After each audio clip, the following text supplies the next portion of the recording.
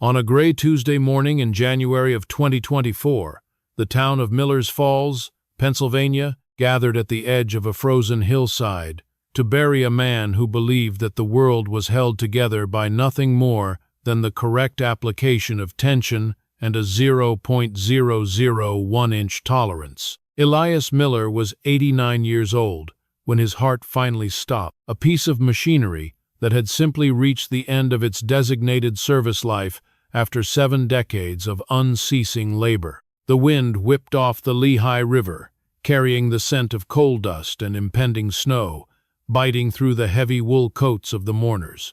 There were no politicians there, and no cameras from the big city stations in Philadelphia or Pittsburgh. Instead, there were men with grease permanently etched into the lines of their palms, and women who knew the exact sound a family makes when it's trying to survive on a fluctuating scrap metal market. At the center of the small crowd stood Frank Miller. He was 58 years old, and if you looked at him from a distance, you might have mistaken him for his father. He had the same broad, sloping shoulders, the same steady gaze, and the same habit of tucking his thumbs into his belt loops when he was thinking. His hands were a map of a life spent inside a machine shop, faded white scars from flying metal shavings, a slight tremor from 40 years of guiding high-speed steel against spinning iron, and the permanent scent of sulfurized cutting oil that no amount of orange pumice soap could ever truly wash away. Beside him stood his sister, Sarah. She had left Millers Falls 30 years ago, trading the gray skies of Pennsylvania for the glass towers of Chicago. She was a financial lawyer now, a woman who dealt in billions of dollars and abstract contracts. Her heels sank into the soft, muddy earth of the cemetery, and she kept her designer coat pulled tight against a cold she no longer understood. To Sarah, this town was a ghost, a relic of an industrial age that the rest of the world had moved past. To Frank, it was home. After the service, the small procession moved to a nondescript brick building on the edge of the river. A sign above the door, faded by 70 years of sun and grit, read, "Miller & Sons Precision, established 1952. Inside, the air was still and held that specific, heavy cold that only exists in buildings made of concrete and iron. It smelled of cold grease, ozone from the welding benches, and the ghost of 1,000 finished parts. Let me tell you about Elias Miller, because to understand why Frank and Sarah were standing in that cold office an hour later, you need to understand the man who built this place. Elias was a master of the manual lathe. He belonged to a generation of men who didn't need a computer screen to tell them if a cut was true. He could listen to the sing of a carbide tip against a steel bar and tell you within 1,000th of an inch if the feed rate was too high. To Elias, precision wasn't just a job requirement. It was a moral imperative. He used to tell Frank that a 0.0001-inch error was the ranheur, the boundary line between honor and rubbish. If a part left his shop, it was perfect. If it wasn't perfect, it was scrap. And Elias Miller didn't make scrap. But the world had changed. While Elias was perfecting the art of the manual cut, the rest of the industry was moving towards CNC automation and high-volume factories in China and Mexico. Miller & Sons had survived by taking the jobs. The big plants wouldn't touch the custom repairs, the one-off prototypes, the ancient components for power plants that hadn't seen a new part since the Eisenhower administration. It was niche work, which was just another way of saying it was hard, dirty, and barely paid the bills. Frank had stayed. He had spent his entire adult life at his father's side, learning the language of the machine. He was the quiet hero of the family, the one who stayed behind to keep the lights on while Sarah went off to become a success. For the last 10 years, Frank hadn't just been a machinist. He'd been a magician, coaxing parts out of machines that should have been retired decades ago, using his own paycheck to cover the shop's rising property taxes and the staggering cost of electricity. Now, they sat in the wood-paneled office, facing a lawyer named Arthur Penhaligon. Arthur had been Elias's friend for 50 years, and he looked like he'd rather be anywhere else. On the desk between them sat a thick manila folder and a small, rusted iron key. "Your father was a complicated man, Frank." "Sarah," Arthur began, clearing his throat. He knew the shop was struggling. He knew the offers that have been coming in from the logistics corporations that want to tear this place down and turn it into a warehouse for a shipping company. Sarah shifted in her chair, her eyes flicking toward the window. "It's the logical move, Arthur. The land is worth more than the business. We could clear the debts, settle the estate, and Frank, you wouldn't have to work 14 hours a day just to break even." Frank didn't look at her. He was looking at the small iron key. "What did the will say, Arthur?" The lawyer sighed and pulled a single sheet of paper from the file.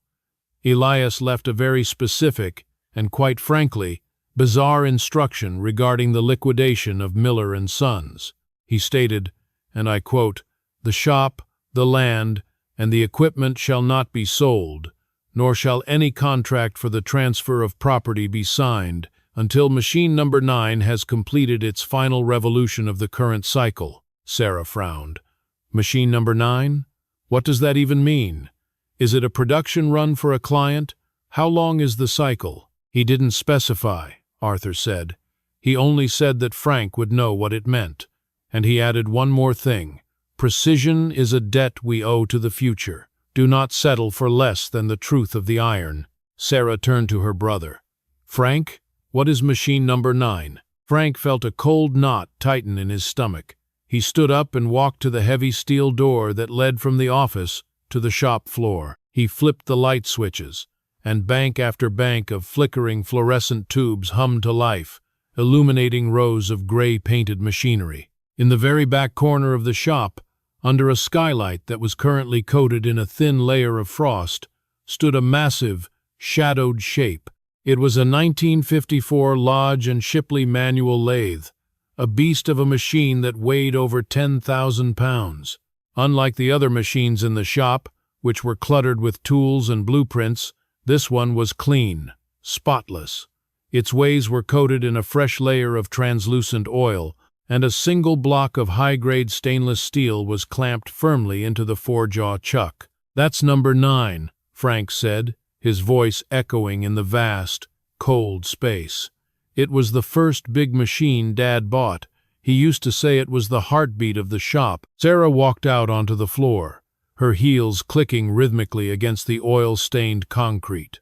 She looked at the machine, then at the mountain of red-inked bills sitting on the desk in the office. "So, we just turn it on, let it spin, and then we can sign the papers?" Frank walked over to the lathe and placed his hand on the cold cast-iron headstock. He could feel the history of the place through the metal, the vibrations of millions of hours of work, the echoes of his father's voice, the sheer, stubborn persistence of a man who refused to let the world become sloppy. "It's not that simple, Sarah," Frank said quietly. "Machine number 9 isn't just a lathe. To Dad, it was a test. And according to this will, we're not going anywhere until I figure out exactly what it is he was trying to finish." He looked out the window at the gray Pennsylvania sky. The snow was starting to fall now, thin and sharp like metal shavings. He knew the debt Sarah was talking about, the mortgages, the loans, the unpaid suppliers. But he also knew the debt his father had mentioned, the debt of precision. And as he looked at the stainless steel block waiting in the chuck, Frank Miller realized that the longest winter of his life had only just begun. By 8 o'clock on Wednesday morning, the temperature in Miller's Falls had dropped to 9 degrees. The sky was the color of unpolished lead, heavy with the promise of a long, dark winter. Frank Miller was already at the shop, sitting on a high wooden stool in front of his father's old workbench. He wasn't working yet.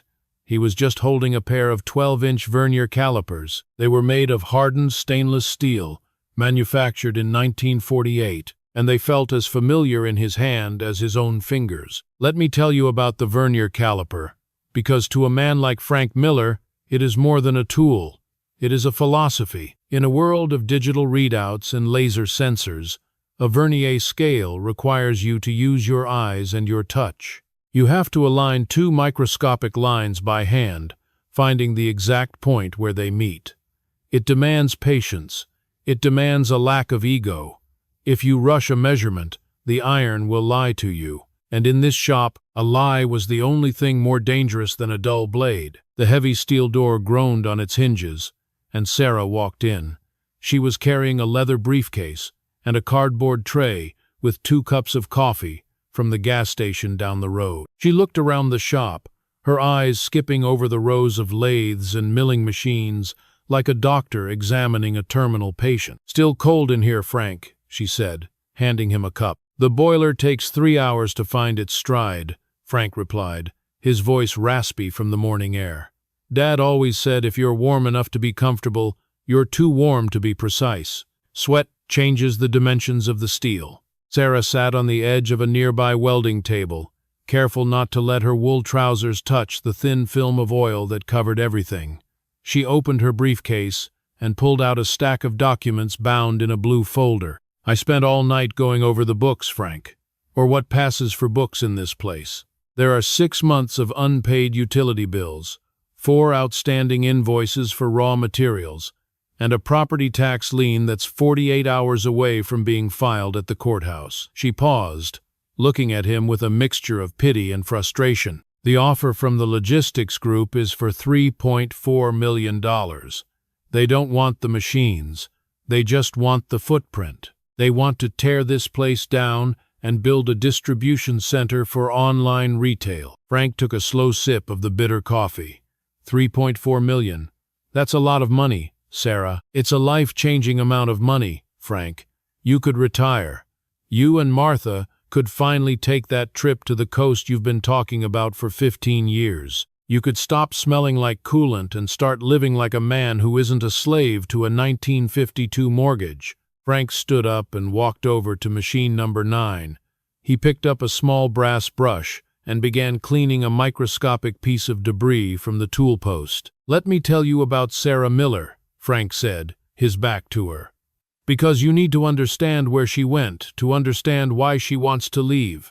Sarah was 17 when she left this town. She saw the mills closing, saw the men standing in line at the unemployment office, and she decided she was never going to be one of them.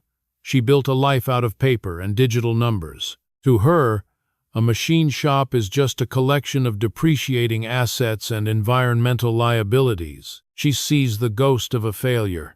She doesn't see the iron." He turned around, holding a small cylindrical part he had finished the week before. "Do you know what this is, Sarah?" She glanced at it. "A bolt?" Frank shook his head. "It's a high-pressure valve stem for the Susquehanna hydroelectric dam. It was designed in 1938. The company that built the dam went out of business in 1965. There are no spare parts in a warehouse in Chicago. If this part fails, and it's off by even 0.02 of an inch, the seal won't hold. If the seal won't hold, the turbine shuts down. If the turbine shuts down, 10,000 people lose power." He held the part up to the light. "The big automated plants won't touch this. They can't program a CNC machine to account for the wear on a 70-year-old housing. They need a man who can feel the vibration. They need someone who knows that every piece of steel has a personality." Sarah stood up, her voice rising. 10,000 people lose power? Frank, you're talking about a valve stem. I'm talking about your life. Martha is tired. I talked to her last night. She loves you, but she's watched you disappear into these machines for 40 years. She's watched your hands get scarred and your back get bent. And for what? To be the guardian of a graveyard? You're keeping a heartbeat going in a town that's already dead. Frank didn't flinch. He walked over to a heavy iron furnace in the corner of the room. He flipped a switch, and the heating elements began to glow a deep, angry orange. "Let me tell you about the interference fit," Frank said quietly. "Dad taught me this when I was 12. It's also called a shrink fit. You take 2 pieces of metal that are exactly the same size. They shouldn't fit together. It's physically impossible. But if you take the outer piece and you heat it up, the molecules start to dance. The metal expands. It grows just enough to create a window." He picked up a heavy steel ring with a pair of tongs and placed it inside the furnace. "And then you take the inner piece, the shaft, and you put it in a bath of liquid nitrogen. You freeze it until it coarsens and shrinks." For one brief moment, the two pieces that were never meant to be together can slide right into each other. But as the hot piece cools and the cold piece warms up, they find a middle ground. They lock. They become one single piece of iron forever. You'd have to melt the whole thing down to separate them. He looked Sarah directly in the eyes. Everything expands with heat, Sarah, and everything coaxes into itself when it's cold. People are the same way. You went to the city and you expanded. You became something bigger, something that doesn't fit in Miller's Falls anymore. I stayed here in the cold. I shrunk down to fit the dimensions of this shop, but we're still part of the same assembly. Frank, Sarah whispered. Are we? Frank asked. Because right now, the tolerances are off. You're looking for a way to break the bond. You're looking for a way to liquidate the iron so you can settle your own debts in Chicago. Don't think I haven't seen the notices, Sarah. I know about the firm. I know about the lawsuit you're fighting. You don't just want to save me. You need this land sale to save yourself. The silence that followed was heavier than the 10-ton lathe. Sarah didn't look away, but the color drained from her face. The showman of the Chicago legal world was gone, replaced by a woman who was just as cold as the Pennsylvania winter. We're both running out of time, Frank, she said finally, her voice steady but thin.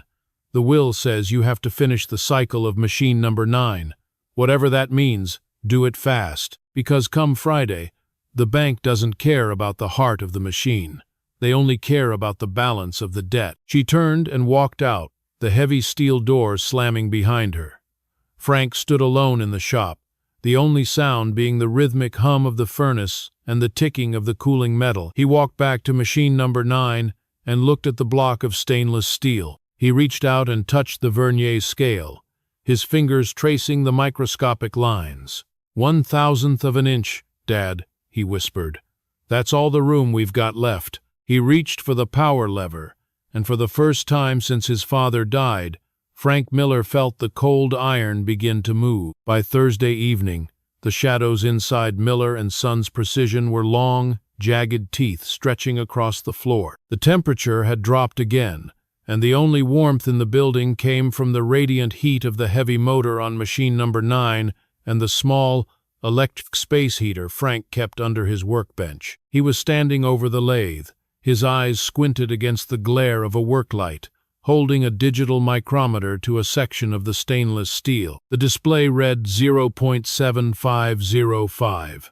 He needed 0.7500, a half of a thousandth of an inch. To a normal person, that is less than the thickness of a single human hair. To Frank Miller, it was the distance between a successful part and a total failure. He was exhausted. His back felt like it had been fused into a single piece of rusted iron, and his vision was beginning to blur at the edges. For 36 hours, he had been living on coffee and the quiet, rhythmic humming of the shop. He was trying to find the rhythm his father had always talked about, the sweet spot where the tool doesn't just cut the metal, but understands it. But the rhythm felt off. The tension in the air was too high. The heavy door at the front of the shop opened, but it wasn't the aggressive, clicking sound of Sarah's designer heel. These were the slow, heavy steps of someone who knew exactly where the oil patches were on the floor. It was Martha. She was carrying a plastic bag with 2 thermal containers of soup and a sandwich wrapped in foil. She walked over to the workbench and sat the food down, but she didn't say a word.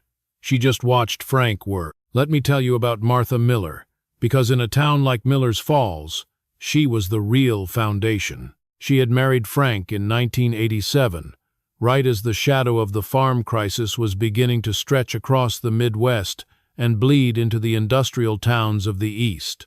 She had seen the neighbors lose their land because they had borrowed too much at 18% interest. She had seen the John Deere dealerships close their doors when the farmers couldn't pay for the shiny green iron they had been told would make them rich. Martha was a woman who understood that new didn't always mean better, and expensive didn't always mean smarter. She had spent 30 years keeping the books for their home, making sure every dollar did the work of 5. You need to eat, Frank, Martha said finally. Her voice was soft, but it held a weight that cut through the sound of the lathe. Just a few more passes, Martha, Frank replied, his hand steady on the cross-slide handwheel. "I'm close. If I stop now, the metal will cool, and I'll lose the calibration." Martha didn't move. She reached into her coat pocket and pulled out a folded piece of paper. It wasn't a grocery list. It was a notice from the First National Bank of Pennsylvania. "I went to the post office today. Since you haven't been home to check the mail." Frank's hand faltered for a fraction of a second. The tool bit gave a tiny, high-pitched squeal against the steel. He immediately backed the tool away and shut down the motor. The silence that followed was deafening. "Frank," Martha said, her voice trembling slightly. "The bank sent a notice about the second mortgage. They said the payment for December was never processed, and they're asking about the equity line you opened in July." Frank wiped his hands on a greasy rag, his eyes fixed on the floor. "The workers needed their wages, Martha. After the contract for the bridge assembly got delayed, we didn't have the cash flow. I couldn't let those men go home to their families with nothing, not after they've been loyal to Dad for 30 years. So you mortgaged our house?" Martha's voice wasn't angry, it was hollow. 6 months of wages, Frank. You paid for the shop's honor with our bedroom and our kitchen. You didn't even tell me. I thought the big contract would come through," Frank whispered. "I thought I could bridge the gap. I'm a Miller, Martha. We fix things, we don't ask for help, and we don't fail the people who depend on us." "That isn't farming, Frank. That's foolishness," she said, unknowingly echoing the words a John Deere dealer had once said to a young man at a tractor auction in 1969. "You're trying to hold up a falling mountain with your bare hands."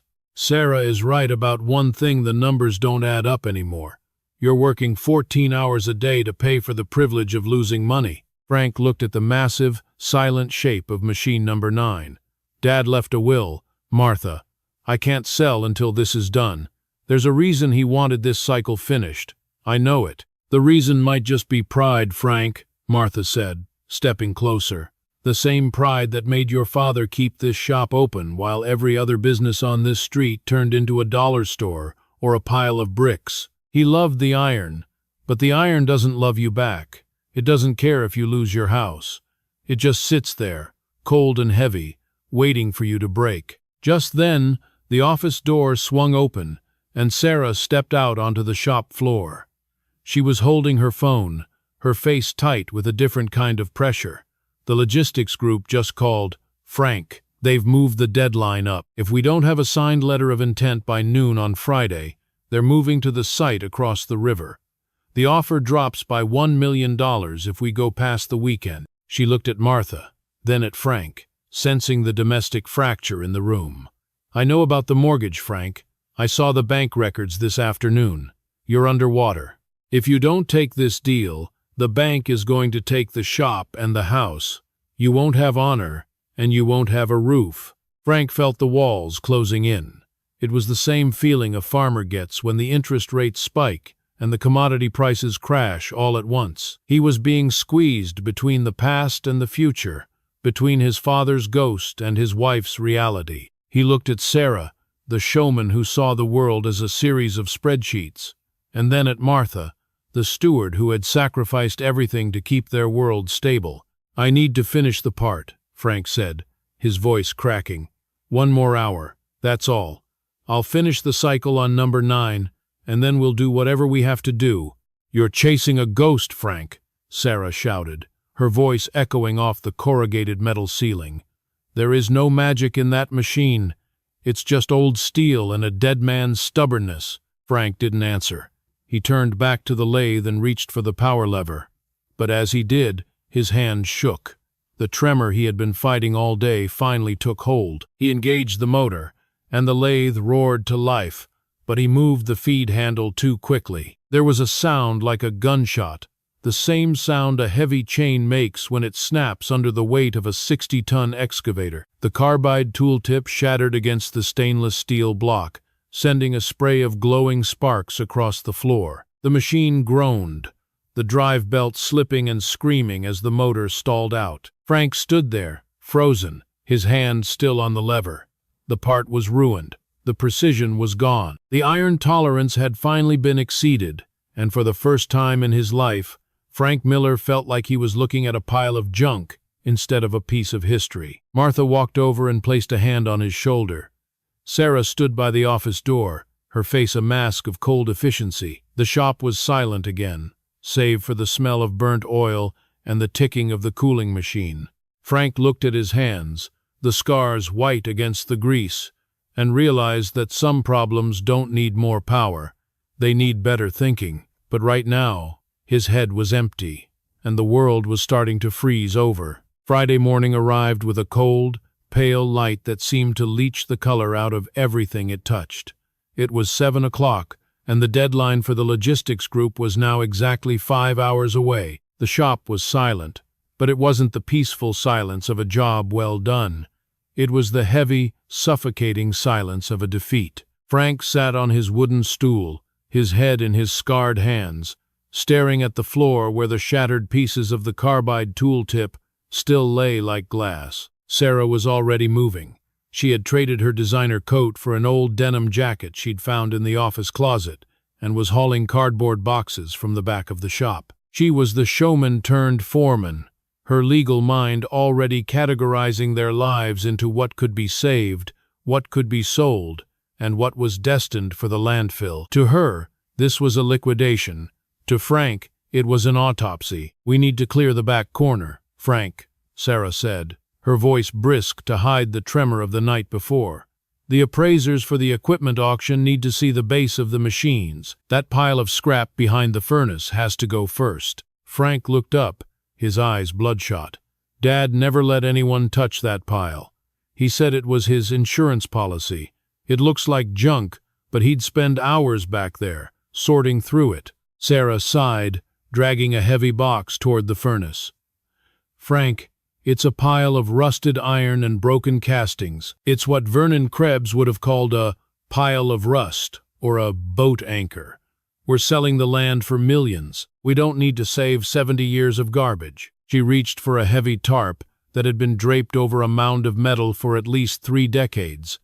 It was stiff with age and coated in a layer of grime so thick it felt like leather. When she pulled it back, a cloud of dust erupted into the cold air, making them both cough. "Let me tell you about the scrap pile, because in a shop like Miller & Sons, nothing is ever truly discarded." To an outsider, it looked like a leopard at a church social, something that didn't belong in a precision environment. But as the dust settled, Frank stood up and walked over, his technical curiosity momentarily overriding his despair. Beneath the tarp wasn't just loose scrap.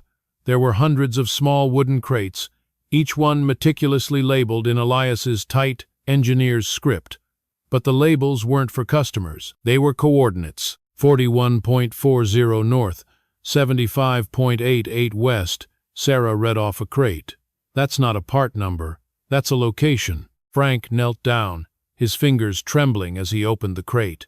Inside was a massive, gear-driven assembly made of bronze and stainless steel. It was beautiful, machined to a mirror finish, despite the dust. Beside it lay a roll of linen paper, tied with baling wire. Frank unrolled the paper. It was a hand-drawn blueprint, drafted in India ink. The title block in the corner read, "Mill Creek Sluice Gate Revision, 1976. Proprietary design. Elias Miller." "Mill Creek?" Sarah asked, her voice dropping. "That's the dam 3 miles upriver." "Let me tell you about Mill Creek," Frank said, his voice gaining a sudden, sharp clarity. "The dam was built in 1924. The company that maintained the gates went bankrupt during the Great Depression. The county has been nursing it along for 50 years, just like my daddy used to nurse an old Farmall Super M. Everyone thought the system was just stubborn or ancient. They didn't realize it was failing. As they dug deeper into the pile, the scope of the discovery began to hit them. They found blueprints for the Lehigh Valley Railroad trestle, for the municipal water pumps, and for the main lift mechanism of the town's only drawbridge. In every crate, there was a bespoke part, machined with the kind of iron tolerance that modern factories couldn't achieve. Sarah found a heavy mahogany box tucked behind a crate of cast iron bushings. Inside was a ledger, not a financial ledger, but a diary of the town's hidden decay. November 12, 1998, she read aloud. The main bearing on Pump Station 4 is failing. The manufacturer is gone. The county says they don't have the budget for a full replacement. If the pump stops, the north end of town is under 2 feet of water by morning. Machined a new sleeve today. Interference fit. 0.00 ling, 5-inch tolerance. Installed it at 3 in the morning so no one would see. The town stays dry for another 10 years. Frank sat back on his heels, a look of profound shock on his face. He wasn't just keeping a shop open, Sarah. He was keeping the whole town from falling apart. He was the invisible hand, making the wrong thing right. Every time the county engineers said, "Nothing can pull it out," or "It's beyond saving," Dad was in here at midnight, building the solution by hand. Sarah looked at the blueprints, then at her phone, where the logistics group's number was flashing with a new text. He was using his own money, Frank. The money he should have used to pay the taxes. He was buying the town's safety with his own debt. Exactly, Frank whispered. He knew that if he sold the shop, these parts would be scrapped for $150. They'd be nungche melted down, and the secret knowledge of how to keep this town's heart beating would be lost forever. That's why machine number 9 has to finish the cycle. The part I ruined. It wasn't just a test. It was the final component for the flood control gate. The rainy season starts in 3 weeks. Sarah looked at the ledger, her legal mind finally making a connection that wasn't about liquidation. She thought about the Showman developers and the patience and skill of her father. She looked at her brother, whose patience is more powerful than strength, had been pushed to the breaking point. "If we sign the papers at noon," Sarah said, her voice shaking, "this pile of junk goes to a scrapyard. And when the spring rains hit, the Mill Creek Dam fails. The warehouse the logistics group wants to build, it'll be sitting under 10 feet of water, and so will half the town." Frank looked at the ruined part on the lathe. "I can't finish it, Sarah. The tool broke. I don't have the money for a new carbide tip, and I don't have the time to recalibrate." Sarah stood up, the denim jacket stained with 70 years of Miller's Falls dust. She looked at her brother with a fire he hadn't seen in 30 years. The JD dealer laughed at him. "Frank," she said, her voice echoing the stories of every underdog who ever stood their ground. "They called it foolishness and junk, but they were wrong about the tractor. And they're wrong about this shop. We're not signing anything at noon." "What are we going to do?" Frank asked. "We're going to find a way to make the old ways work when nothing else does." Sarah grabbed her briefcase. "I'm going to the courthouse. Not to file a liquidation, but to file an injunction. You stay here.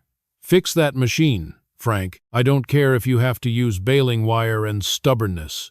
Finish the cycle. The town is counting on you, even if they don't know it yet." Frank watched her go, the heavy steel door slamming with a sound like a starting gun. He turned back to machine number 9. He didn't feel exhausted anymore. He felt like a man who had finally found the first piece of the puzzle. He reached for a hand file and a stone, beginning the slow, manual process of regrinding the broken tool by eye. He didn't need a computer.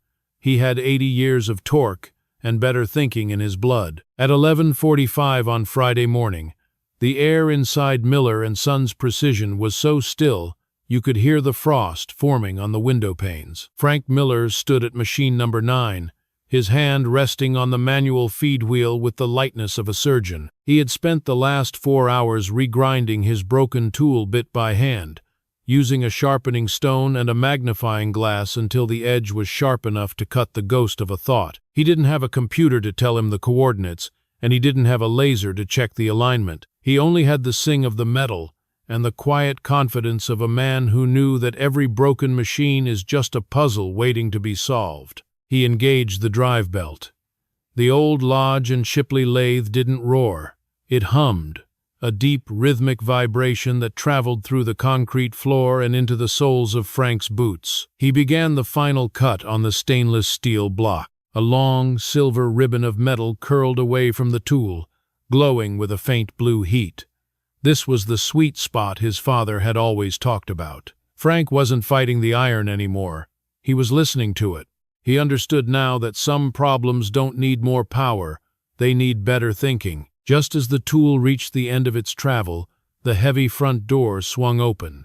Sarah walked in, followed by a man in a dark suit and a woman carrying a heavy leather portfolio. Sarah's face was flush with the cold, but her eyes held the sharp, focused light of a showman who had just closed the biggest deal of her life. "Stop the machine, Frank," Sarah said, her voice ringing out through the shop. Frank backed the tool away and shut down the motor.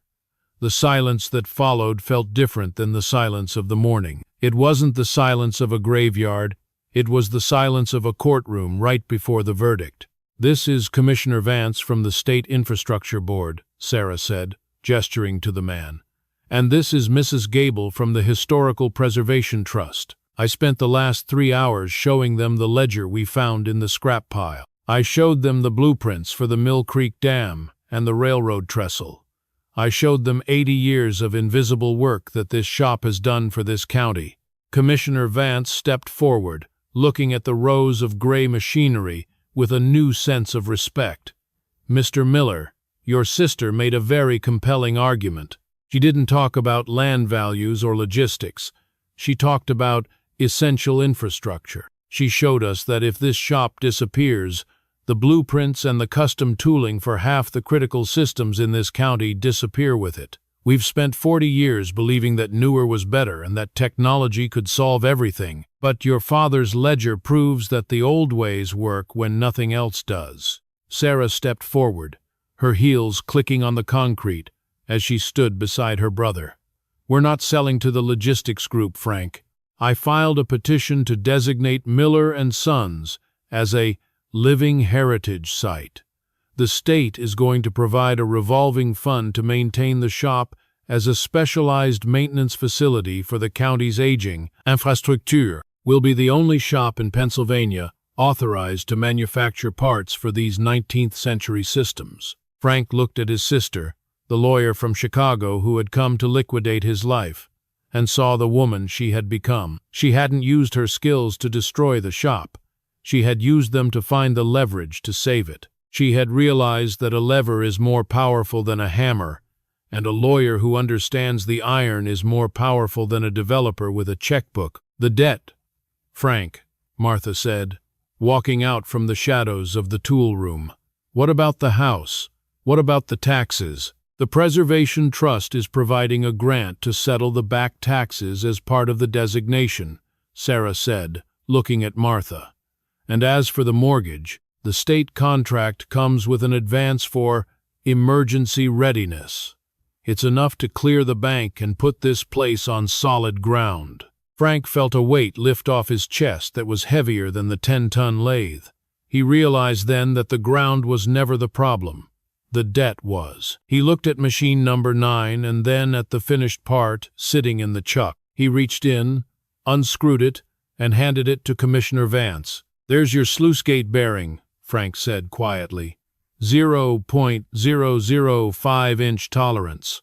It'll hold the Mill Creek Dam for another 50 years. Let me tell you about the years that followed, because the story of Miller and Sons didn't end with a signed contract.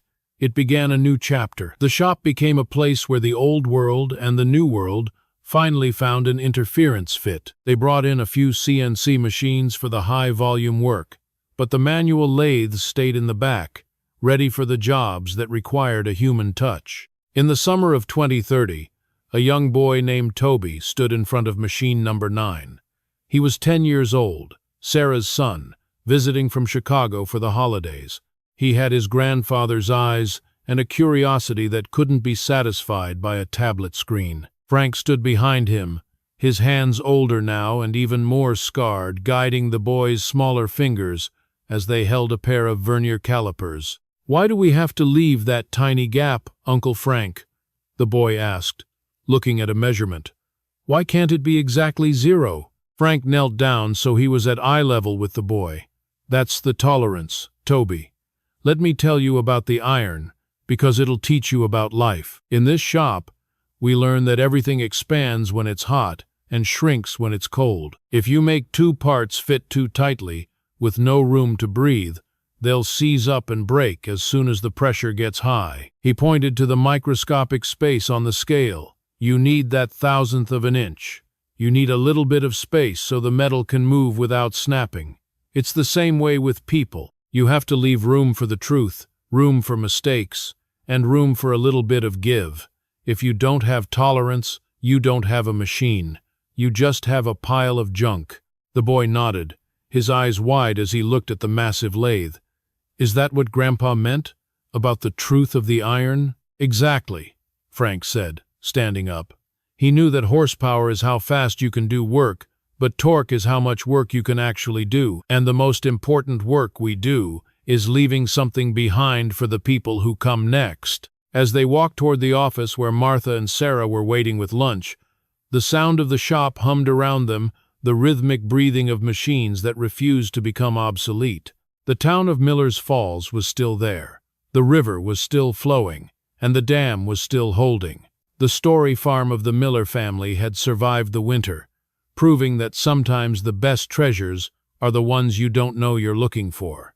The engineers in the big cities might laugh at a manual shop in a fading town, but the iron doesn't lie. It waits for the man who knows how to listen.